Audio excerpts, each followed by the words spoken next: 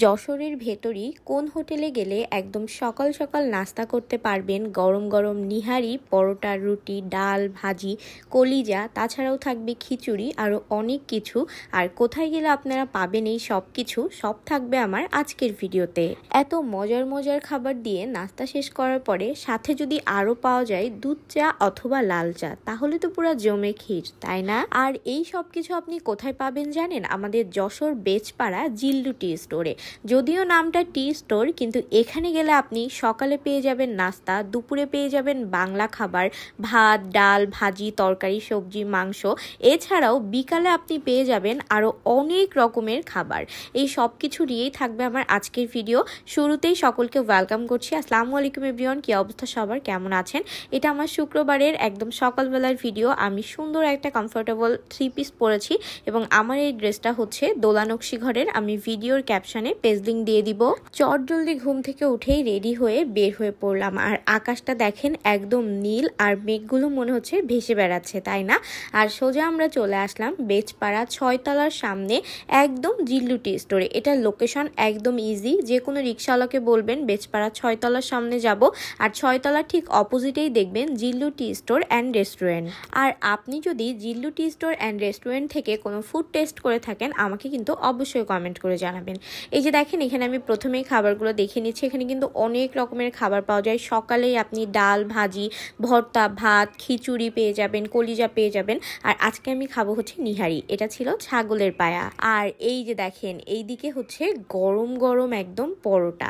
আমার কিন্তু হোটেলের এই গরম গরম পরোটা খেতে খুব ভালো লাগে। আর এই পরোটাটা একদম পাতলা, আর এই যে দেখেন এরকম তেলে ফ্রাই করে দেয়। পরোটাটার টেস্ট যে এত মজা, এটা শুধুই আপনি খেয়ে নিতে পারবেন। আর আপনারা যারা দুধ চা দিয়ে পরোটা খেতে পছন্দ করেন, আপনারা কিন্তু চাইলে টেস্ট করতে পারেন। এখানে দুধ চাটাও খুব মজা। হোটেলের ভেতরের পরিবেশটা কিন্তু খুব সুন্দর, খুব গোছানো, ছিমছাম। তারপরে আর কি আমরা বসে পড়লাম আর আমরা অর্ডার করে দিলাম আমাদের খাবার। প্রথমে বসে বসে একটু গল্প করছিলাম, আর সব কিছু তো গরম গরমই এখানে পরিবেশন করে। তো ওইদিকে পরোটা ভাজতে ছিল, আর কথা বলতে বলতে আমাদের খাবারও কিন্তু চলে এসেছে। এখানে কিন্তু আপনি অনেক রকমের খাবার পেয়ে যাবেন। তার ভেতর থেকে আমি আজকে টেস্ট করেছিলাম পায়া, যেটার প্রাইস ছিল ফুল 160 টাকা, ডাল ভাজি প্রাইস ছিল 20 টাকা, পরোটা ছিল পার পিস 10 টাকা করে, আর কলিজার প্রাইস ছিল 140 টাকা সিঙ্গেল। ঢাকায় যেরকম সব হোটেলে সকালবেলার দিকে নিহারি, পরোটা, স্যুপ পাওয়া যায়, আমাদের যশোরে কিন্তু এতটা অ্যাভেলেবেল না। তবে আমি জানতে পেরেছিলাম যে জিল্লু টি স্টোরে নিহারিটা পাওয়া যায়। তো আর কি আমি দেরি না করে চটজলদি চলে গিয়েছিলাম। আমি আগের দিনও গিয়েছি, বাট ওই দিন লেট হয়ে গিয়েছিল। আপনারা একটু তাড়াতাড়ি যাবেন, তা না হলে কিন্তু শেষ হয়ে যায়। ডাল ভাজি দিয়ে পরোটা খেয়েছি, খুব মজা, বিশ্বাস করেন। ডাল ভাজিটা একদম ফ্রেশ, আর মশলাপাতিও কম দেওয়া, একদম অয়েলি না। আমার কাছে খুব ভালো লেগেছে।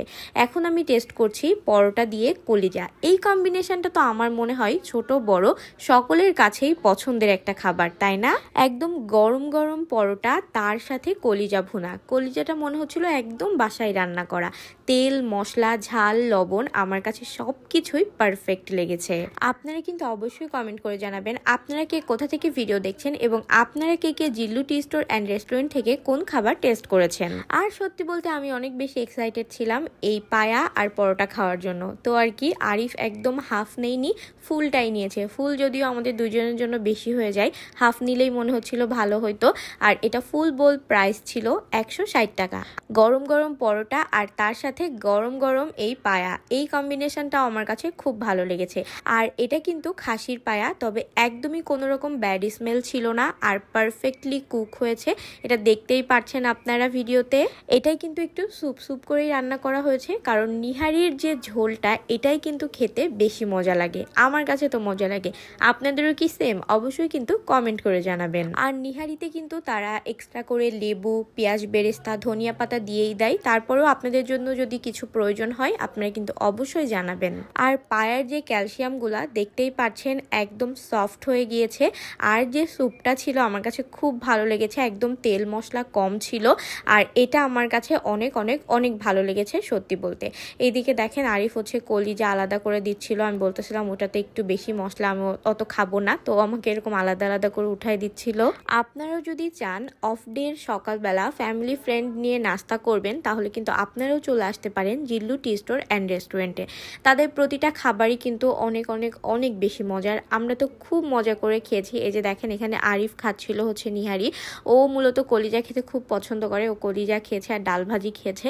তবে নিহারিটাও খুব ভালো ছিল, আমাদের কাছে মনে হচ্ছে একদম পারফেক্ট, একদম বাসায় রান্না করলে যেরকম হয় সেই রকম। খুব মজা করে খাওয়া দাওয়া করেছি। আর আমি আপনাদের সুবিধার্থে এখানে মেনু কার্ডটাও দিয়ে দিলাম। বললাম না এখানে আপনারা অনেক কিছু পেয়ে যাবেন, হালিম, তেহারি, রুটি, রসগোল্লা, রসমালাই, অনেক অনেক অনেক কিছু। এই যে শেষে এক কাপ যদি গরম গরম চা না খাই তাহলে কি হয়। এখানে আমি চা খাচ্ছিলাম, আরিফ চা খেতে পছন্দ করে না অত বেশি, মাঝে মাঝে খাই। তবে আমার আবার রং চাতে হচ্ছে একদম পুরা নেশার মতো। আমি দিনে না হলেও 10-15 কাপ চা খেয়ে নিতে পারি, আমার কোনো প্রবলেম হয় না, ঘুমেরও কোনো প্রবলেম হয় না। ঘুম না আসলে আর উল্টা চা খাইলে ঘুম হয়। তো এই তো আমাদের সব মিলাই বিল আসছিল 430 টাকা। এই ছিল আমার আজকের ভিডিও, কেমন লাগলো জানাবেন। সকলে ভালো থাকবেন, সুস্থ থাকবেন। আল্লাহ হাফিজ, টেক কেয়ার এভরিওয়ান, টাটা।